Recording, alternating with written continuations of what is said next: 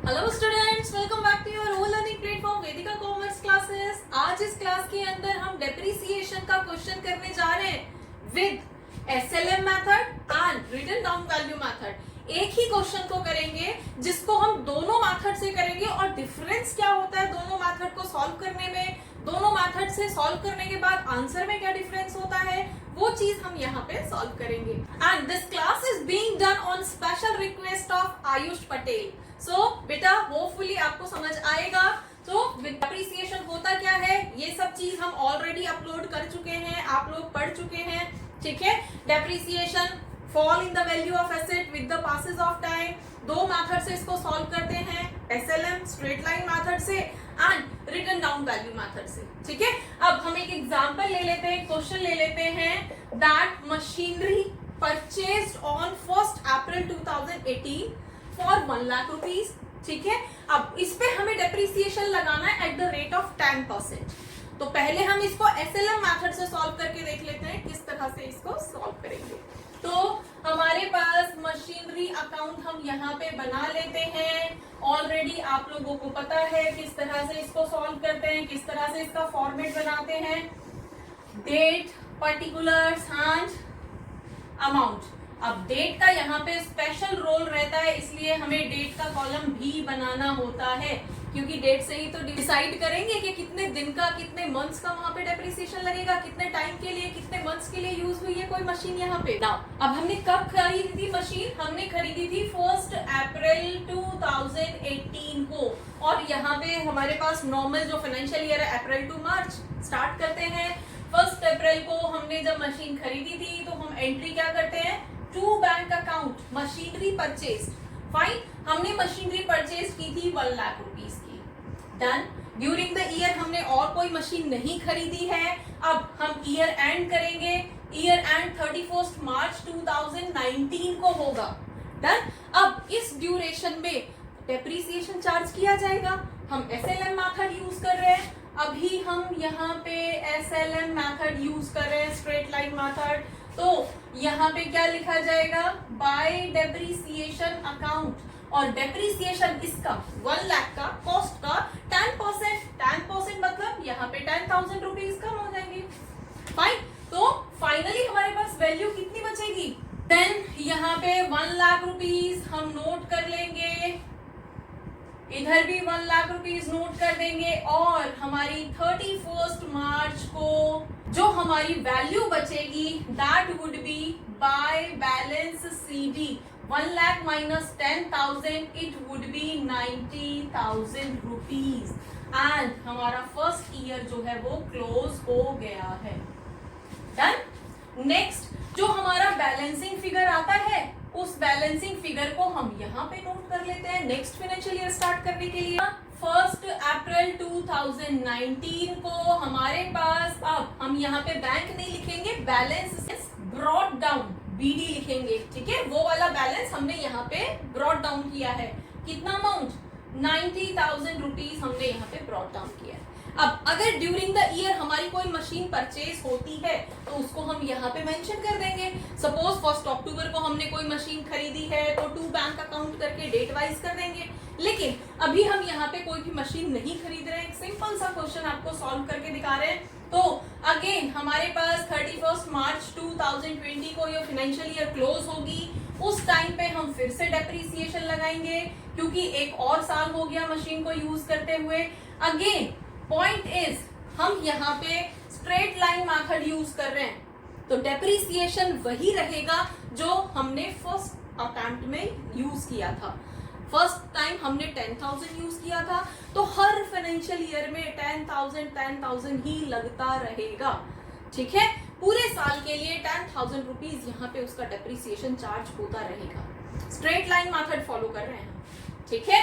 Then अब फिर से हम यहाँ पे बैलेंस क्लोज कर लेंगे इसको। बैलेंस हमारा 90,000 की मशीन थी स्टार्टिंग में, अब उसमें से 10,000 रुपीज डेप्रिशिएट हो गए, तो हमारे पास अभी 31 मार्च 2020 को हमारा जो क्लोजिंग बैलेंस बचा है, balance c d, that is 80,000 rupees, और 80,000 रुपीज को अगेन हम नेक्स्ट फाइनेंशियल ईयर के लिए कैलकुलेट कर लेंगे, ठीक है। तो नेक्स्ट फाइनेंशियल ईयर के लिए एक और नेक्स्ट फाइनेंशियल ईयर स्टार्ट होगी 1 अप्रैल 2020 को। अगेन हमारा जो बैलेंस बीडी रहेगा that is 80,000 rupees. Again same procedure will repeat. Then 31 March 2020 को हमारा डेप्रिसिएशन चार्ज हो गया। अगेन 10,000 रुपीज का ही चार्ज हुआ है, स्ट्रेट लाइन यूज कर रहे हैं हम मेथड। तो फाइनली हमारे पास कितना अमाउंट बचेगा 80,000, देन 80,000 और 31 मार्च 2020 को हमारे पास जो बैलेंस बचेगा दैट वुड बी 70,000 रुपीज। तो फाइनली अगर हम स्ट्रेट लाइन मेथड यूज करते हैं तो eight the end of third year, ठीक है, 3 इयर्स के लिए बोला हमसे निकालने के लिए। तो eight the end of third year हमारे पास जो मशीन की वैल्यू रहेगी दैट इज दिस 70,000 रुपीज। मतलब 3 साल खत्म हो गए हैं तो भी हमारे पास उस मशीन की वैल्यू 70,000 रुपए बची है। अभी 70,000 रुपए की मशीन हमारे पास है।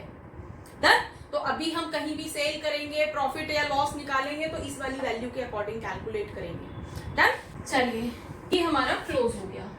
अब अगर ये 70,000 रुपीज इसकी वैल्यू बची है और अब इसको हम 75,000 में बेच देते हैं तो 5,000 का हमारा प्रॉफिट हो जाएगा, ठीक है, अगर हम सेल करते हैं, सेल वाली एंट्री इसमें आती है तो।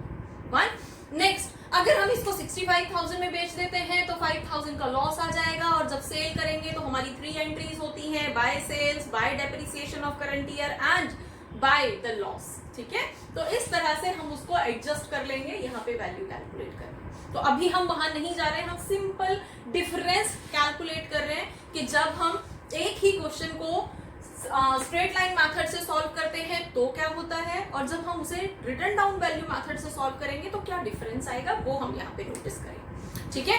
तो नेक्स्ट इसी क्वेश्चन को अब हम रिटर्न डाउन वैल्यू मेथड से सॉल्व कर लेते हैं। देन हमारे पास 1 अप्रैल को हमने मशीन को खरीदा था, सेम वही प्रोसीजर हम फॉलो करेंगे 2018 से। तो हमारे पास रहेगा टू बैंक अकाउंट और हमने कितने की खरीदी थी 1 लाख रुपीस की हमने वो मशीन खरीदी थी। फाइन। अब पूरे साल में और कोई मशीन खरीदी नहीं गई है तो क्लोज कर देते हैं ईयर को। 31 मार्च 2019 को ये क्लोज होगा तो हमारे पास डेप्रिसिएशन कितना लग जाएगा। अब यहाँ पे और कोई डिफरेंस नहीं आता, ये डेप्रिसिएशन वाली वैल्यू में ही डिफरेंस आएगा। अब फर्स्ट ईयर तो सेम ही रहेगा, है ना, क्योंकि फर्स्ट ईयर में तो पूरी वैल्यू पर ही 10% लगेगा। तो उसको आप स्ट्रेट लाइन मेथड से सॉल्व कर लो या फिर रिटर्न डाउन वैल्यू मेथड से सॉल्व कर लो, वैल्यू सेम ही रहती है, ठीक है। क्योंकि फर्स्ट जब हमने स्ट्रेट लाइन मेथड सॉल्व किया था वहां पे भी 1 लाख का 10% काउंट किया था, है ना, और यहाँ पे भी 1 लाख का 10,000 काउंट करेंगे तो डेप्रिसिएशन फर्स्ट ईयर में तो सेम रहेगा। तो फर्स्ट ईयर में तो कोई डिफरेंस नहीं आएगा। देन हमारे पास यहाँ पे 1 लाख रुपीज थी, 1 लाख में से 10,000 डेप्रिशिएट हो गए तो 90,000 रुपीज हमारे पास at the end of financial year 31 March 2019 को जो बैलेंस बचेगा, balance c d, that would be 90,000 rupees. Fine. तो ये 90,000 रुपीज हमारा सेम ही रहेगा जैसे स्ट्रेट लाइन मेथड के अंदर आया था। अगेन अब इसको हम इधर ट्रांसफर कर लेते हैं, ब्रॉट डाउन कर लेते हैं। तो 1 अप्रैल 2019 को नेक्स्ट फाइनेंशियल ईयर स्टार्ट होगा। तो टू बैलेंस बीडी हमने कितना ब्रॉट डाउन किया 90,000 रुपीज। डन। तो अब यहाँ पे बेटा डिफरेंस शो होना स्टार्ट होगा। जब हमने स्ट्रेट लाइन मेथड यूज किया था तो हमने डेप्रिसिएशन देखो हर बार 10,000 ही चार्ज किया था, क्योंकि हम स्ट्रेट लाइन मेथड मतलब नाम से ही समझ आ रहा है स्ट्रेट वैल्यू, जो एक बार ले ली उसी वैल्यू को फॉलो करते हुए जाना है ना। दूसरी तरफ रिटर्न डाउन वैल्यू मतलब जो एक बार लिख गया उसको डाउन करके आगे लिखना है, डाउन करके मतलब कम करके आगे लिखना है, ठीक है। अब जैसे हमारी 1 लाख की मशीन थी, 10,000 डेप्रिशिएट हो गए तो 90 बचा ना, तो वैल्यू कितनी कम हो गई, कितनी डाउन आ गई, 1 लाख से 90,000 पे आ गई। तो अब बची हुई वैल्यू जो है 90,000 जो है उसका 10% निकाला जाएगा, ठीक है। नाम से समझ में आ रहा है रिटर्न डाउन वैल्यू मेथड, जो भी रिटर्न है उसको डाउन करोगे तब जाके उसकी परसेंटेज कैलकुलेट करोगे। क्लियर? हमारी वैल्यू डाउन हो गई, 90,000 आ गई है, और 90,000 पे जब ईयर क्लोज होगी तो हमारा जो डेप्रीसिएशन लगेगा that would B 10% of 90,000, that would B 9,000 rupees, ना कि 10,000 रुपीज। समझ आया? 9,000। ठीक है, तो हमारे पास अब इसको फिर से बैलेंस कर लेते हैं। स्टार्टिंग में इसकी वैल्यू 90,000 थी, लेकिन क्लोज होते होते 31 मार्च 2020 को हमारा जो बैलेंस सीडी बचा है दैट इज 81,000 रुपीज। अब सेकेंड ईयर के एंड में हमारे पास जो मशीन की वैल्यू बची है दैट इज 81,000। ठीक है, जब हम एसएलएम मेथड से कर रहे थे तो सेकेंड ईयर के एंड में हमारे पास 80,000 की मशीन बची थी, लेकिन जब हम रिटर्न डाउन वैल्यू मेथड से कर रहे हैं तो हमारे पास 81,000 की मशीन है। ठीक है, मशीन तो वही है, बस उसकी कैलकुलेशन अलग है। ठीक है, जब हम स्ट्रेट लाइन मेथड फॉलो करते हैं तो उस मशीन के लिए हम 80,000 अमाउंट लिख देते हैं। जब हम return down value method follow करते हैं तो उसी सेम मशीन के लिए हम 81,000 रुपीज लिख देते हैं। ठीक है, क्लियर? अगेन प्रोसीजर हमारा वही रहेगा, इसको भी आप इधर ब्रॉड डाउन कर लो। ब्रॉड डाउन करके हमारे पास वैल्यू क्या आ जाएगी, 1 अप्रैल 2020 को थर्ड ईयर स्टार्ट हो जाएगा।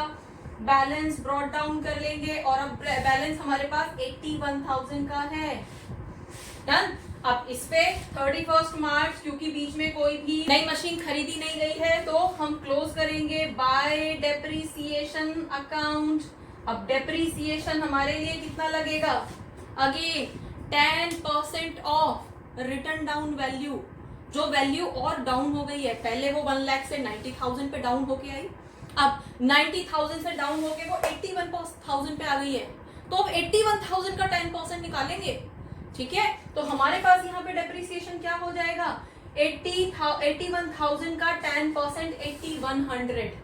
ठीक है जी, तो अब हम इसको यहाँ पे क्लोज कर देंगे। 81,000 की मशीन थी स्टार्टिंग में।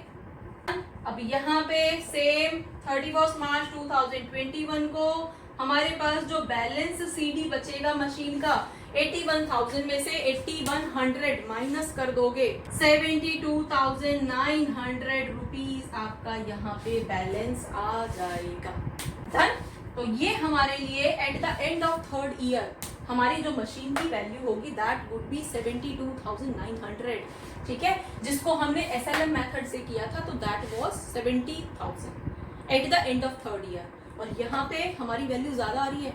डन। तो जब हमारे पास मशीन की वैल्यू ज्यादा है तो इसका फायदा क्या हो गया, हमारे पास दिखाने के लिए एसेट ज्यादा है, हम अपने स्टेक होल्डर्स को एसेट ज्यादा दिखा सकते हैं, हम बैंक में लोन अप्लाई कर सकते हैं, ज्यादा अमाउंट मिल सकता है हमारे एसेट पे। ठीक है, सेम उसी मशीन को जिसकी वैल्यू स्ट्रेट लाइन मेथड से 70,000 दिखाई दे रही थी, उसकी वैल्यू अब 72,000 दिखाई दे रही है। ठीक है, तो हमारे लिए ज्यादा अमाउंट हो जाता है, बैंक से हमें ज्यादा लोन मिल सकता है अपने किसी भी प्रोजेक्ट को फंड करने के लिए। तो होपफुली डेप्रीसिएशन को एसएलएम मेथड से कैसे सॉल्व करते हैं, रिटर्न डाउन वैल्यू मेथड से कैसे सॉल्व करते हैं, आपको समझ आया होगा। आयुष, समझ आया आपको? For more keep watching, keep learning. Thank you.